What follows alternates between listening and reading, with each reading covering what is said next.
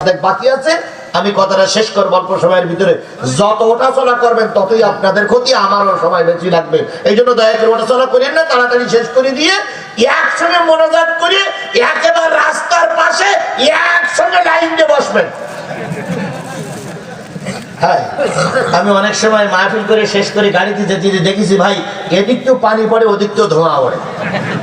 আমি জিজ্ঞেস করি কি বাগানের ভিতরে ধোঁয়া উঠছে আর পানি পড়ছে কেন? হুজুর উঠতে দেননি, এখন পেশাব করতেছে, ভিডিও টাইম, তার মানে ওদিকটা পড়তেছে আর এদিকটা ধোঁয়া উঠতেছে। তো ওইখানেই শেষে একটু ছেড়ে নেবেন। তবে এখন দয়া করে একটু বসেন ভাই, বসবেন না ইনশাল্লাহ ভাই? আমার ভাইরা চলে আসবে, স্ত্রী বাধা দিল, কিন্তু স্ত্রীর বাধা শোনে না। অনেক সময় স্ত্রী অনেক ভালো ভালো জিনিস বোঝে যা আমরা বুঝি না। কথা বলেন ঠিক না বেঠিক? আমার মহেশপুরীর মুসলমানেরা শুনুন, যেই ঘরের ভিতরে স্বামী স্ত্রীর ভিতরে মিল মহব্বত আছে ওই ঘরটা জান্নাতের টুকরা।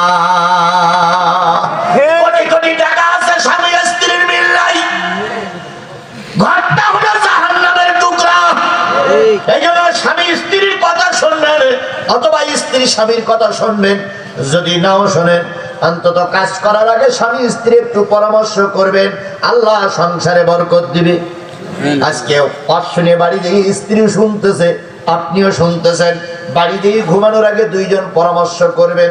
তুমি আমার স্বামী, আমি তোমার স্ত্রী, আমি তোমার স্ত্রী, তুমি আমার স্বামী। বলো তো তুমি যে পথে চলছো ওই পথটা সঠিক কিনা? স্ত্রী বলবে তোমার ওই পথটা সঠিক কিনা, আপনি বলবেন আমার পথটা সঠিক। তখন যদি স্ত্রী বলে না গো স্বামী এ পথটা সঠিক নয়, সঠিক হলো কোরআনের পথ, সঠিক হলো রসুলের পথ, অথচ তুমি যে পথে চলছো সেটা রসুলের পথ নয়, কোরআনের পথ নয়, ও পথে চললে জাহান্নামে যাওয়া লাগবে। স্বামী স্ত্রী পরামর্শ করে যদি বুঝ আসে, আজকে রাত্রি তওবা করে আল্লাহর রাস্তায় ফিরে আসো। আজকে পর্যন্ত তোমার 54 বছর বয়স, এই 54 বছরে যা গুনাহ করেছো সব গুনাহ আল্লাহ মাফ করে দেবে। ঠিক। আর আজকের এই কোরআনের কথা বলার পরে স্বামী স্ত্রী দুইজন যদি পরামর্শ করে কোরআনের পথে ফিরে না আসো, তাহলে বুঝবো তোমার শরীরে ফেরাউনের রক্ত, তোমার মুসা আলাইহিস সালাম তোমার হেদায়েত হবে না, হবে না, হবে না। কিছু কিছু লোক বলে বাদ দে হুজুরির কথা। ভাই আমার মতো ছোট হুজুরির কথা কাজে লাগবে না, কারণ আল্লাহ রাসূল দোয়া করেছিল আবু জেহেলের জন্য, কাজে লাগেনি।